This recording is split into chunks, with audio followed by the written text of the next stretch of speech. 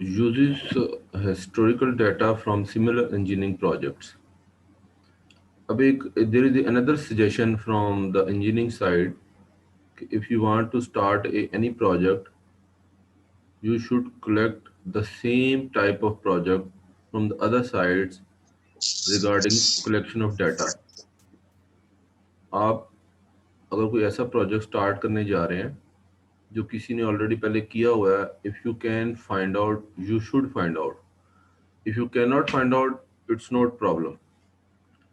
YouTube है, searching है, बहुत सारे इंटरनेट सर्च एरिया आप कहीं से भी फाइंड आउट कर सकते हैं। तो वो कहता है जी हिस्टोरिकल डाटा उसी प्रोजेक्ट का वो फाइंड आउट करने की कोशिश करें। This is top down approach, ऊपर से शुरू है वो कि जी सबसे पहले डाटा इकट्ठा करें आप। Use to estimate cost, revenues and other parameter of the current project. Estimate cost, we already talked about how to can calculate about the estimation of the new project.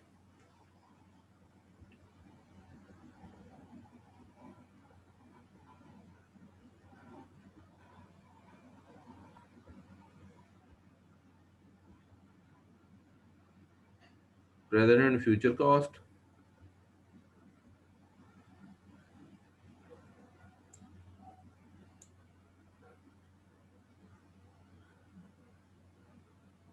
take quotation, bidding or evaluation contracts,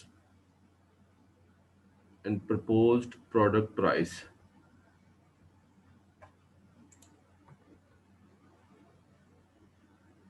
How much capital can you justify it, and how we can improve our productivity improvement program.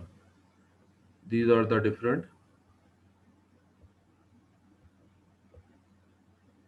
cost estimation processes. What is revenue? How much total money is required for this project?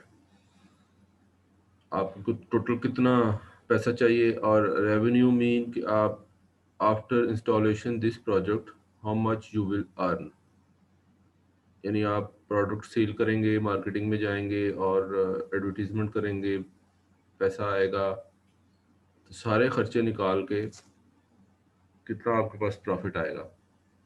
Revenue के लिए basically होता है कि आपने product जो भी बनाई उसको सेल कर दी।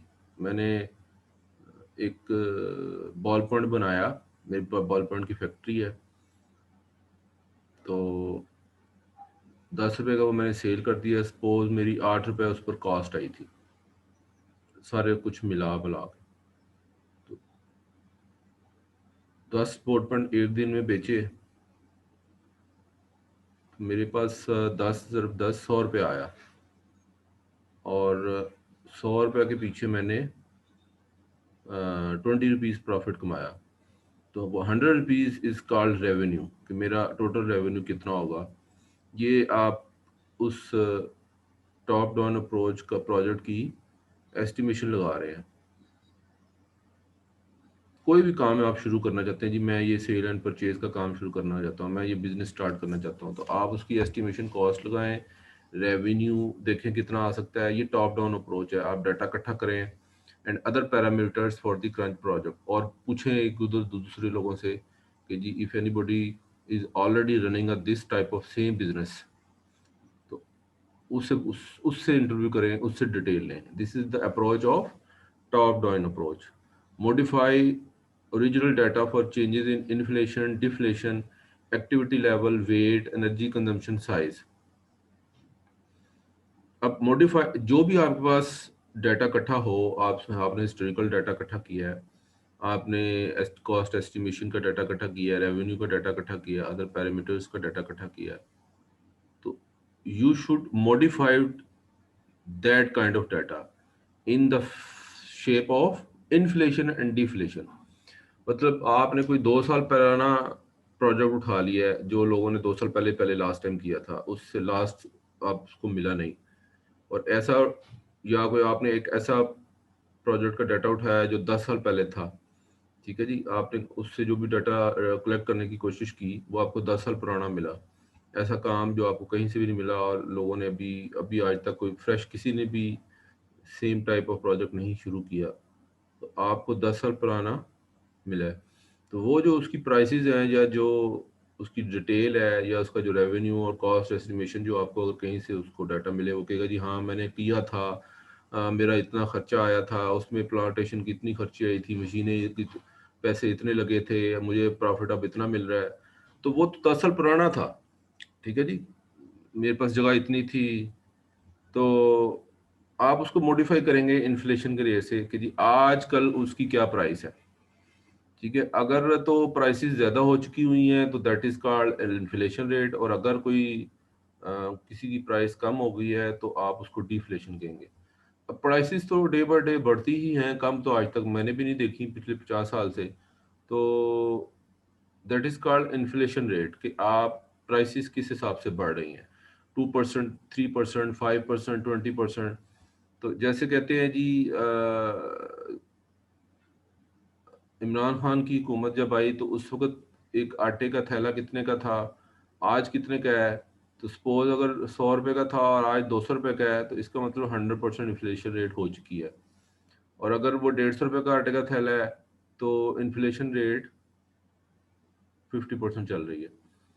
तो अगर वो आटे का थैला 80 रुपीज़ का हो जाए तो इसका मतलब डिफ्लेशन 20 रुपीज़ में चल रही है। So whatever you have collected right now about the previous or any project which you collected by someone, you should see about the inflation and deflation of the original modified data. तो जो भी आप उसका data है उसको आप अपने fresh के मुताबिक इन्फ्लेशन एंड डिफ्लेशन करें। उनकी तमाम एक्टिविटी लेवल्स को देखें कि इन्होंने कैसे प्रोसेस किया था, इन्होंने कैसे प्रोग्राम स्टार्ट किया, मशीनें कहाँ से मंगवाई, ठीक है जी। तो आजकल तो ड्यूटी भी बड़ी सख्त हुई है और ट्रैवलिंग चार्जेस बड़े महंगे हुए हुए हैं। तो डिफरेंट जो अगर वो मशीनें उसने बाहर से मंगवाई थी तो आजकल उसका रेंट भी हाई होगा। तो तमाम एक्टिविटीज़ के लेवल्स को आपको चेक करना पड़ेगा, इसने ये कैसे काम किए थे और आज कैसे होंगे, ठीक है जी। वेट एनर्जी कंजम्पशन, यस आपको अपने तमाम प्रोजेक्ट की data, historical data, estimation, cost, revenue और दूसरे पैरामीटर्स जो इस वक्त आपको करंट प्रोजेक्ट के लिए चाहिए, आप उसको फिर आप वेट कंसीडर करते हैं कि जी it can possible for me, I can do और नॉट, कि ये सारे काम मैं अब आज के दौर की कीमतों के मुताबिक या आज की जो सेटअप है हमारे पास, क्या पिछले दौर में तो शायद हम कहें जी आज से 15 साल पहले किसी ने प्लांट लगाया था तो उस वक्त मुशर्रफ का दौर था, तो उसने तो ड्यूटी फ्री रखी हुई थी, लेकिन आजकल तो डबल ड्यूटी देनी पड़ती है।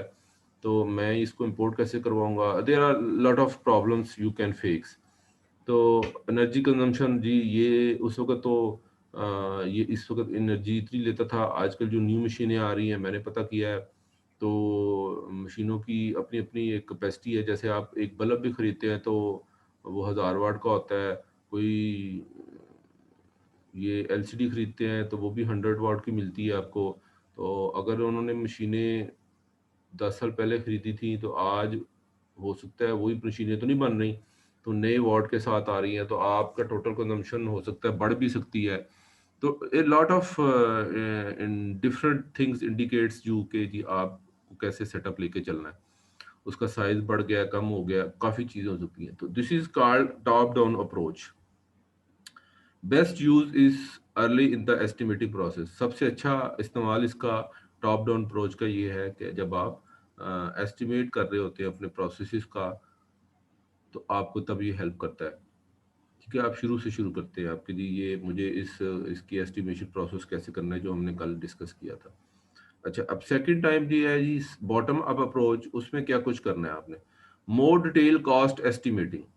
अब आपको मजीद और कॉस्ट की एस्टिमेशन करनी पड़ेगी इन डिटेल और डेप्थ में जाके। attempts to break down project into small manageable units and estimation cost। आप तमाम इस प्रोजेक्ट का which you are going to just start, उसको आप छोटे छोटे हिस्सों में तकसीम करें और उसको आप देखें कि मैं इसको मैनेज कर सकता हूँ नहीं कर सकता हूँ, देन आप उसकी एस्टिमेशन लगाएं।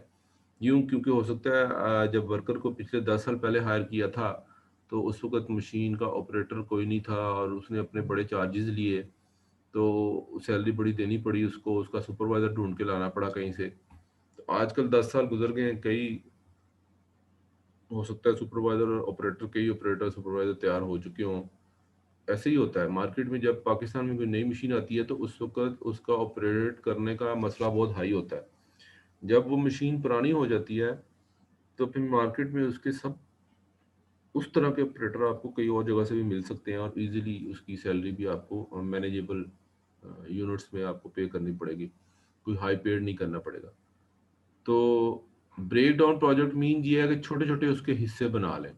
यानी आप मज़ीद अच्छी एस्टिमेशन, कॉस्ट एस्टिमेशन करने के लिए you should make a break down project in different parts and then see how much estimate will required. Smaller unit cost added together with other type of cost to obtain overall cost estimate.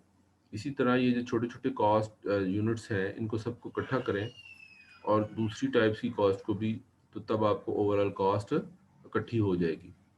Work best when detail concerning desired output defined and clarified. जब आप इस तरह काम करेंगे work best, तब when detail concerning desired output, तो आपको एक अच्छी जो आपका डिजायर्ड है आउटपुट मिलेगी कि यार मुझे पता चले कि मैंने कितना पैसा लगाना है और मुझे कितने पैसे चाहिए। जब आप छोटे छोटे हिस्सों में उस पर काम करेंगे तो फिर आपको उसकी आपकी जो टोटल आउटपुट है, जो रिक्वायरमेंट है कि जी मैंने इस प्रोजेक्ट को स्टार्ट करना है, तो how much time is required, how much money is required, how many days are required, आप उसको डिटेल आपको पता चल जाती है। तो बॉटम से शुरू होने से आपको कि जी इसमें कितने ऑपरेटर होंगे, इसमें कितने सुपरवाइजर होंगे, मुझे बिजली का बिल कितना आएगा, मेरा इस बिल्डिंग का किराया कितना देना पड़ेगा, मेरी टोटल प्रोडक्शन कितनी होगी, मार्केट में सेल कितनी होगी। तो अगर नीचे से शुरू होंगे ना तो फिर उसको इस ईजी होता है कि जी इसका टोटल खर्चा कितना होगा। ऊपर से शुरू होने से कोई ज़्यादा डिटेल नहीं मिलती। ये सारी बातें कॉस्टिंग की हैं बेसिकली। अच्छा जी, cash cost and versus book cost, ये एक बड़ा मसला होता है कि इस वक्त कॉस्ट कितनी आई है और इस वक्त इसकी बुक कॉस्ट कितनी है। ये इंडस्ट्री में जब प्रोडक्शन प्रोडक्शन चल रही होती है, तो आप कहते हैं कि मैंने आज एक जूता बनाया है, ठीक है जी। तो मैं आपको वैसे तरीकाकार बता दूं, जो लोग तो कराची इंडस्ट्री, कराची एरिया में बैठे हैं, वो तो शिपमेंट उनके पास ही है। यानी जो आपका समुद्री रास्ता है, जो आप जो लोग पाकिस्तान में एक्सपोर्ट कर रहे हैं, टेक्सटाइल, फुटवेयर, पेपर, शुगर मिलें, मतलब बहुत कुछ है बाहर जा रहा है। तो जो लोग तो कराची एरिया में बैठे हैं तो उनको तो इतना टाइम नहीं चाहिए। अब जो लोग इस्लामाबाद, फैसलाबाद इंडस्ट्री या लाहौर इंडस्ट्री या सियालकोट इंडस्ट्री में बैठे हैं या मुल्तान में है, जहाँ भी इंडस्ट्री है, तो वो प्रोडक्ट जो उस वक्त बनती है उसको कराची पहुंचने के लिए 1 से 1.5 दिन चाहिए। अच्छा, अब वो समुद्री रास्ते से जब वो अमेरिका या इंग्लैंड या इटली या जर्मनी कहीं भी है, जो जिस एरिया कनाडा जा रहा है, तो इट रिक्वायर्स 40+ डेज। कनाडा पहुंचने के लिए तो 40 दिन से ज़्यादा। समुद्र में हवाई जहाज 100 की स्पीड से थोड़ी चलता है, वो तो एक नॉर्मल स्पीड से चलता है। तो आज का बना हुआ जूता जब 40-45 दिन बाद जाके उधर से निकलेगा और वो भी एकदम बिकेगा नहीं, फिर कंटेनर वहां पर भी उनकी इन आउट का कोई मसला है, ठीक है जी, कोर्ट वो पोर्ट्स में उसको कैसे डील करना है। तो जो कैश कॉस्ट उस पर आई थी वो तो आज से 45 दिन या 2 महीने पहले आई थी उस प्रोडक्ट पर।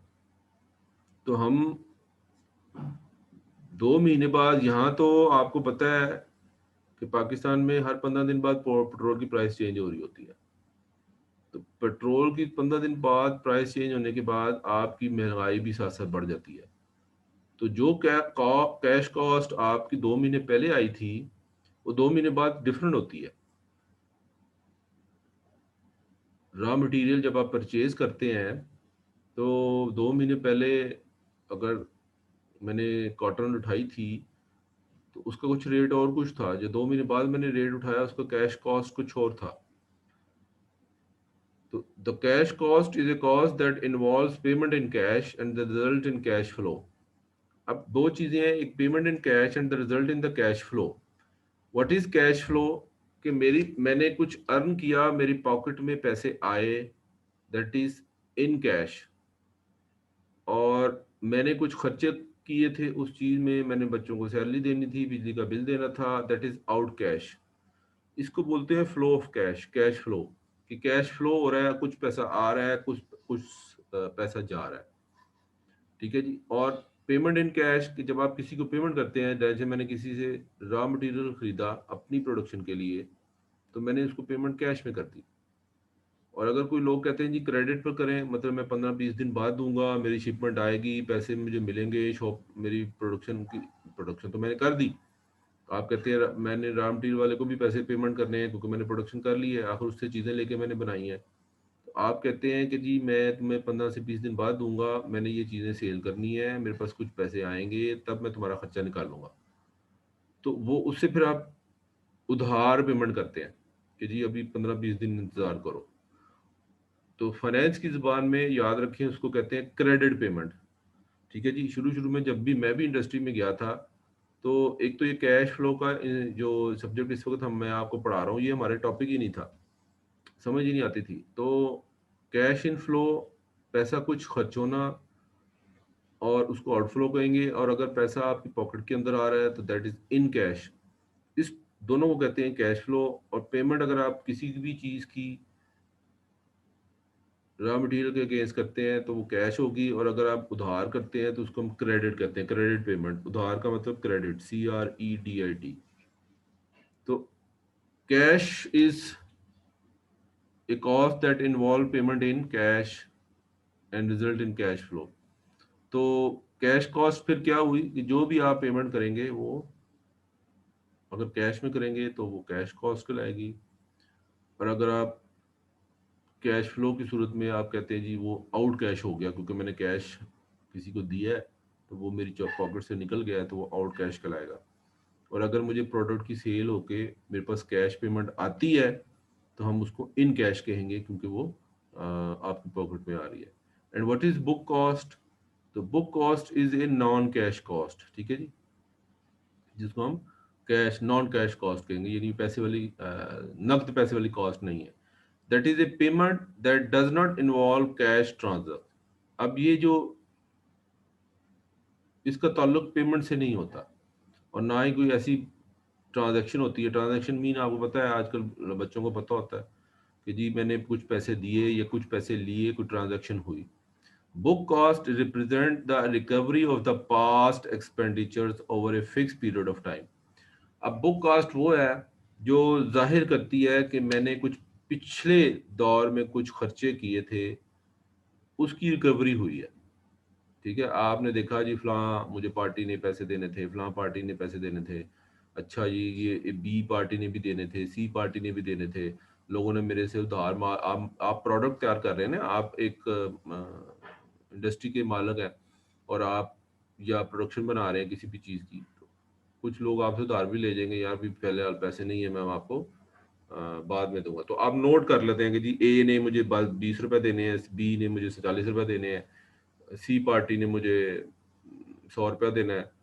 तो जब आपको पैसे मिलते हैं इन फ्यूचर, वो पैसे फ्यूचर में, तो आप बुक की कॉस्ट देखते हैं कि जी उस वक्त मैंने इनसे कितने पैसे लेने थे।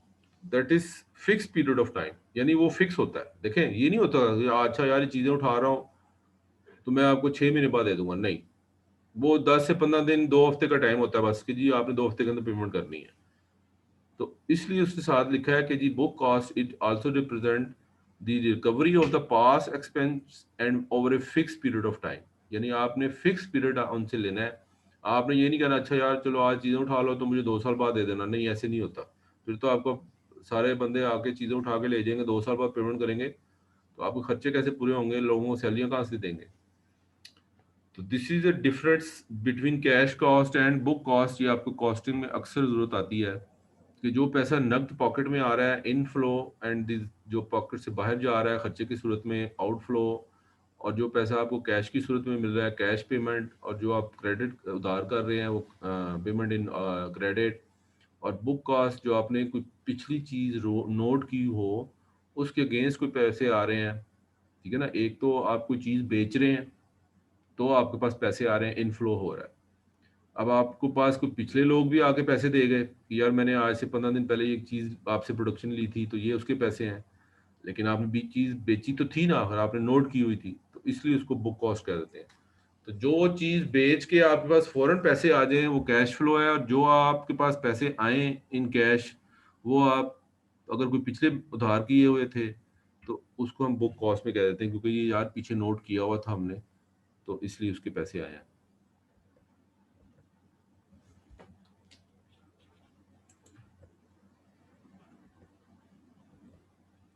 अच्छा जी,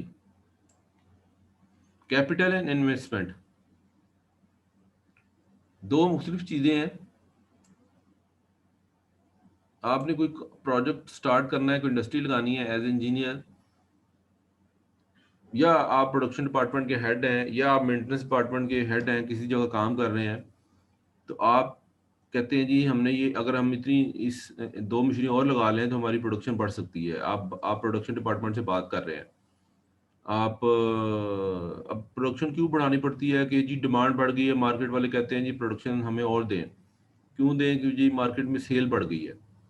तो फिर इंडस्ट्री वाले जो चीज़ बना रहे होते हैं वो इस they think about कि जी we should increase our production, and how we can increase our production, we have to install 2 or 3 other machines, ठीक है जी। तो then we will think कि how much investment in the form of capital we required।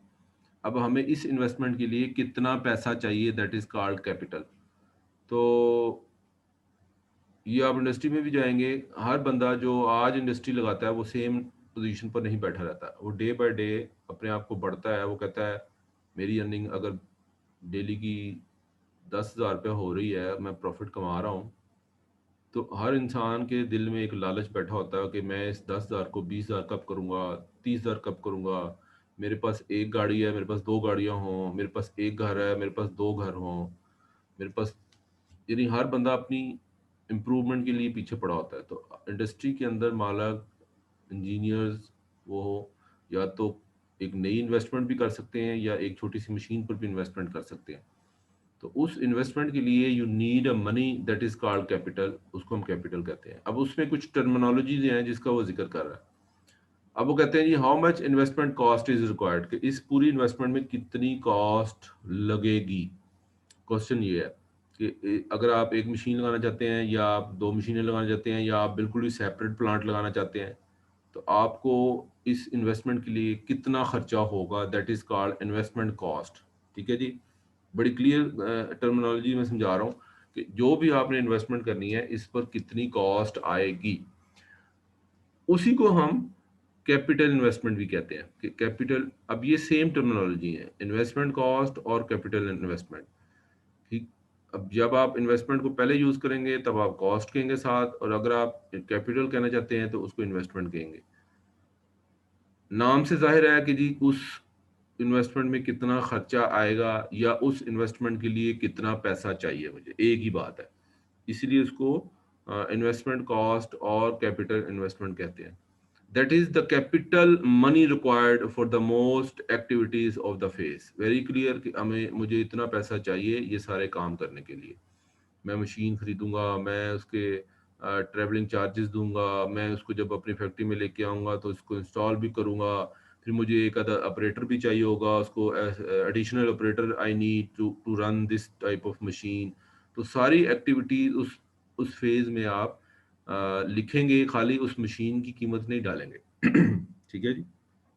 As a engineer आपको हर point of view से देखना है कि जी ठीक है सर, मैं कराची से ये मशीन उठाऊंगा या मैं इंपोर्ट करवाऊंगा, मुझे इंपोर्ट का खर्चा देना पड़ेगा, फिर मुझे कराची पोर्ट से लाहौर पोर्ट लानी पड़ेगी, फिर लाहौर पोर्ट से अपनी फैक्ट्री में लेके आऊंगा, और उसकी इंस्टॉलेशन का कितना खर्चा होगा, क्योंकि जारी बात है इंस्टॉलेशन जो है उसमें आपको कोई कोई स्टीम लाइन चाहिए, कोई एयर लाइन चाहिए, कोई बिजली की तार का अलहदा रोल, बड़ी हाई वोल्टेज की वो मशीन है, तो आपको सारे पैसे इकट्ठे करने हैं, और फिर आपको एक बंदा भी अरेंज करना है जो उसको रन करेगा, वो कितनी सैलरी लेगा। तो ऑल एक्टिविटीज जो उसमें इन्वॉल्व होंगी वो आपको इन्वेस्टमेंट कॉस्ट या कैपिटल इन्वेस्टमेंट में लिखनी पड़ेंगी।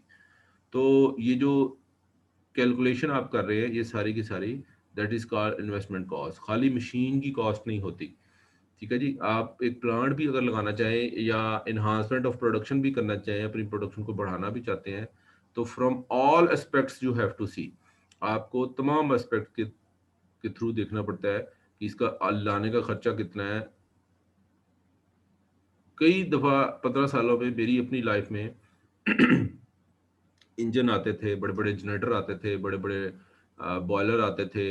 एक दफ़ा तो मुझे याद है, ये एमटीएम बड़ी मशहूर फैक्ट्री है, शायद किसी को पता हो, फैसलाबाद में मसूद टेक्सटाइल मिल, एमटीएम कहते हैं। वो निटेड फैब्रिक बनाते हैं, ये अंडर गारमेंट्स वगैरह बनाते हैं, तो टी शर्ट्स वो बनाते हैं। और इस वक्त वो मेरा ख्याल है एशिया की सबसे बड़ी फैक्ट्री है, पाकिस्तान की भी तो है ही है, एशिया की सबसे बड़ी फैक्ट्री है वो। और उन्होंने अब तो सुना है दुबई में भी यूनिट्स लगा लिए हैं अपने। तो वो मुझे याद है, जब मेरी फर्स्ट जॉब उधर थी, सन 2000 की बात कर रहा हूँ ये मैं, 21 साल पहले की। तो एक बॉयलर इन्होंने कराची से उठाया, क्योंकि कैपेसिटी बढ़ गई थी। पहले तो बॉयलर छोटा था, 10 मशीनें थी, फिर इन्होंने 25 मशीनें की। मैंने जब ज्वाइन किया, तो क्योंकि प्रोडक्शन बढ़नी थी और मशीनों की इंस्टॉलेशन होनी थी। अब जो मेंटेनेंस का इंचार्ज था वो कहता था कि जी मैं तो मेंटेनेंस ही कर लूँ तो बड़ी बात है, तो आप कुछ इंजीनियर और रख लें जो इंस्टॉलेशन करें। तो हमें 6 महीने पहले रख लिया गया था, ताकि हम एग्जिस्टिंग मशीनों की काम करने के तरीके को समझ लें। तो जब नए प्लांट की इंस्टॉलेशन शुरू हुई, तो एक बॉयलर इन्होंने हाई कैपेसिटी का मंगवाया, तो वो कराची से आया। अब वो कराची से आते आते सुना है उसको 6 दिन लग गए, इतना स्लो वो ट्रॉला और वो कंटेनर आ रहा था। तो रास्ते में वापडा की तारें, और पता नहीं, बहुत ऊंचा भी था, लंबा भी था, और उसका जो वॉल्यूम था बहुत हैवी था। तो हमने कहा जी कराची से चला हुआ है, अभी तक 6 दिन में क्यों नहीं पहुंचा? वैसे तो आम जो शिपमेंट तैयार होती है वो 1 डेढ़ दिन में पहुंच जाती है। ये कंटेनर जो रास्ते में आपको जाते हुए नजर आते हैं कराची रोड पर, लाहौर कराची रोड पर, तो ये 1 दिन या डेढ़ दिन में, कई तो 18 घंटे में भी पहुंच जाते हैं। ऐसे कंटेनर आजकल नए आए हैं, तो 18 घंटे में भी आपको पहुंचा देते हैं। सारी बात है, चार्जेस भी ज़्यादा लेते हैं वो।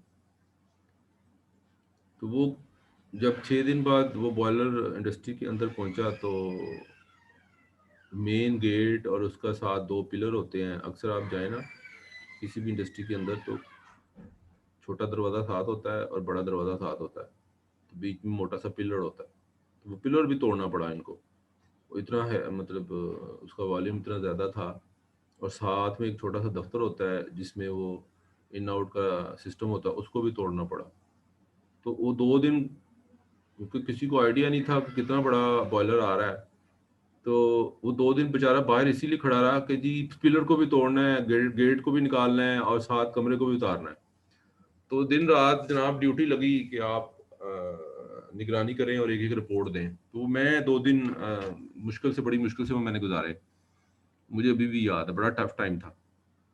तो वो जब बोर्ड वगैरह उतरे और पिलर भी टूटा, और साथ जो कमरा होता है इंडस्ट्री के अंदर जाए ना, छोटा सा साथ बाहर, जिसमें सिक्योरिटी ऑफिसर वगैरह बैठे होते हैं, तो 2 दिन बाद फिर वो बॉयलर अंदर आया। तो तकरीबन 6 दिन आने में लगे, 2 दिन बाहर खड़ा रहा, 8 दिन, और अपनी जगह पहुंचते पहुंचते जिस जहां पर इसमें इंस्टॉल होना था वो 9वें 10वें दिन लगा के।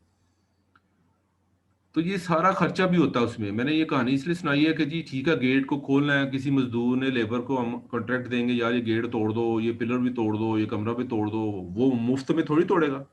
तो वो एक्टिविटी भी फिर आपको इन्वॉल्व करनी पड़ती है कि जी टोटल मेरी इस बॉयलर को इंस्टॉल करने में ये इन्वेस्टमेंट कॉस्ट जो है वो, उसमें ये तमाम एक्टिविटीज भी शामिल हो गई। तो इसका टोटल कॉस्ट जो इंस्टॉलेशन का वो इतना आया। तो कहानी सुनाने का मकसद ये था कि जितनी भी आपकी उसकी एक्टिविटीज उसमें इन्वॉल्व हों, वो सब उसमें इंक्लूड करनी पड़ती हैं। ये नहीं है कोई फ्री आकर थोड़ी तोड़ के जाएगा। उसके बाद फिर उसको आपने बिल्डअप भी किया, वो पिलर खड़ा करते, अब वो इतना मोटा पिलर था, तकरीबन एक हफ्ते में बाद में तैयार हुआ, बॉयलर तो अंदर आ गया। तो सिक्योरिटी बड़ी हाई अलर्ट कर दी उन्होंने, तकरीबन मेरा 10 गुना सिक्योरिटी बढ़ा बढ़ा दी उन्होंने कहा जी गेट तो ओपन रहेगा, अब ये जब तक पिलर नहीं खड़ा होगा, पिलर फिर थोड़ा सा नरम होता है, उसको 2-3 दिन चाहिए ड्राई होने में, फिर गेट फिट होगा। तो ये सारा खर्चा उसमें तमाम एक्टिविटीज का इन्वॉल्व होता है। वट एवर, बहरहाल जो भी आप अब आप जब आप जाएंगे इंडस्ट्री के अंदर, अब आप क्या देखते हैं, कैसे देखेंगे, वो सब इन्वेस्टमेंट कॉस्ट उसमें इंक्लूड होगी, जो भी आप उसमें एक्टिविटीज़ इन्वॉल्व करेंगे और जो जो पैसे खर्च करेंगे किसी भी काम में, उस काम को इन्वेस्टमेंट करने के लिए, वो सारा कैपिटल इन्वेस्टमेंट और कैपिटल कॉस्ट कहलाएगी। उसके बाद होता है वर्किंग कैपिटल, यानी आपको काम करने के लिए, उस मशीन को चलाने के लिए, अब बहुत बड़ा बॉयलर आ गया है या ये बहुत बड़ी मशीन आ गई है, तो आपको ऑब्वियसली यू नीड मैक्सिमम और या एडिशनल रॉ मटेरियल। तो आपका जो वर्किंग कैपिटल है वो बढ़ जाएगा, यानी जो उसके बगैर काम नहीं चलेगा। वर्किंग कैपिटल मीन कि आपको मजीद 2 ऑपरेटर रखने पड़े, आपको रॉ मटेरियल एक्स्ट्रा खरीदना पड़ा, तो उनकी उनकी पैसे पेमेंट कैसे होगी, पैसे कहाँ से आएंगे? उन 2 एडिशनल बंदों के पैसे बढ़ गए हैं क्योंकि पहले 2 ऑपरेटर थे, अब मैंने 4 मशीनें लगा ली हैं, तो अब मुझे 4 बंदों की सैलरियाँ देनी है, तो मेरा वर्किंग कैपिटल बढ़ गया है, मेरा काम करने के लिए मजीद पैसे चाहिए अब, उसको हम कहते हैं वर्किंग कैपिटल। इन्वेस्टमेंट जब तक मशीन चलती नहीं, नई बिजली की तार लगा रहे हैं, नया कोई एमएस का पाइप लगा रहे हैं, नई कोई बंदा रख रहे हैं, नई लोडिंग अनलोडिंग भी करवा रहे हैं, मशीनों को कंटेनर से मशीनें आती हैं उसको भी अनलोड करते हैं, एक जगह से दूसरी जगह उठा के लेके आना, गाड़ी में थोड़ी रख के लेके आएंगे। तो जब वो काम स्टार्ट कर देती है तो फिर उस पर वर्किंग कैपिटल बढ़ना शुरू हो जाता है कि अब मुझे मजीद और कैपिटल चाहिए, मेरे खर्चे बढ़ गए हैं, वो वर्किंग कैपिटल है, क्योंकि पहले तो एक दो मशीनें थी तो मुझे तो इतना एक लिमिटेड क्वांटिटी में रॉ मटेरियल चाहिए था, अब मशीनें बढ़ने से मुझे मजीद डबल रॉ मटेरियल चाहिए, so double raw material need more money, and more money mean we need working capital more. तो जैसे जैसे आपका प्रोडक्शन बढ़ती जाती है, जाहिर बात है मालक ये इंडस्ट्री में आप रहेगा, जब भी आप किसी भी इंडस्ट्री को ज्वाइन करेंगे, वो हर साल बाद कोई ना कोई नई मशीन लगा रहा होता है, एक बार याद रखें। क्यों? क्योंकि हर बंदे को पैसा बढ़ाने का बड़ा शौक होता है, कोई बंदा एक ही स्टेज पर नहीं बैठा होता कि जी आज से 20 साल पहले मैंने मशीन लगाई थी तो ये एक ही मशीन पर प्रोडक्शन दे ही जा रहा है, इसकी कोई अर्निंग ही नहीं है, इसकी कोई ग्रोथ ही नहीं हो रही, वो ऐसा कोई भी आपको इंडस्ट्री में नहीं मिलेगा। आपको हमेशा हर इंडस्ट्री किसी भी जगह जॉब जॉब करेंगे, तो जैसे आपको याद हो कि जब इन्होंने स्वीडिश वालों ने इंजीनियरिंग शुरू की थी तो एक 40 बच्चों की अप्रूवल ली थी, तो 2017 के बच्चों को पता होगा कि पिछले 2014 के जो बैच के बच्चे थे वो दो दो सेक्शनों में थे, तो हर बंदे को लालच होता है, वो कहता है जी मैं इसको डबल करवाऊँ। फिर सिविल में भी 40 बच्चे थे, इन्होंने कहा जी हमें भी 80 की जो है कैपेसिटी करनी है बच्चों की। इन्होंने फिर पाकिस्तान इंजीनियरिंग काउंसिल में एप्लीकेशन पुट की और दोबारा उसको इन्हांस करवाया उस क्वांटिटी को। तो इस तरह इंडस्ट्री में भी लोग पैसा इन्वेस्ट करते हैं, या अगर उनके पास जगह ना हो तो वो कहते हैं ठीक है नया एक छोटा सा प्लांट लगा लो। तो वो सारा कुछ एक्टिविटी करके इन्वेस्टमेंट कॉस्ट और उसको चलाने के लिए कितना पैसा चाहिए, कितनी बिजली का और बिजली का बिल आएगा, कितने लोग मुझे रखने पड़ेंगे, कितनी रॉ मटेरियल मजीद चाहिए, वो जो भी खर्चा होगा वो वर्किंग कैपिटल कहलाएगी। And operation and maintenance cost, yes, जब आप उसको ऑपरेट करेंगे, जाहिर बात है उसके लिए ऑपरेटर चाहिए, उसका बिजली का बिल बढ़ेगा और इसकी मेंटेनेंस के लिए कुछ पैसे चाहिए होंगे, मेंटेनेंस कॉस्ट, तो वो सारी आपकी ऑपरेशन एंड मेंटेनेंस कॉस्ट कहलाएगी। तो ये कैपिटल एंड इन्वेस्टमेंट के दरमियान में कुछ चीज़ें थी जो मैंने आपको बता दी। Working capital refers to the funds required for current assets needed for startup and support of operation activities. जब आपको स्टार्ट करने के लिए या ऑपरेशन एक्टिविटीज को रेगुलराइज करने के लिए आपको कुछ कैपिटल चाहिए होता है, that is called working capital, and includes many of the annual expense items associated with operation phase of the life cycle।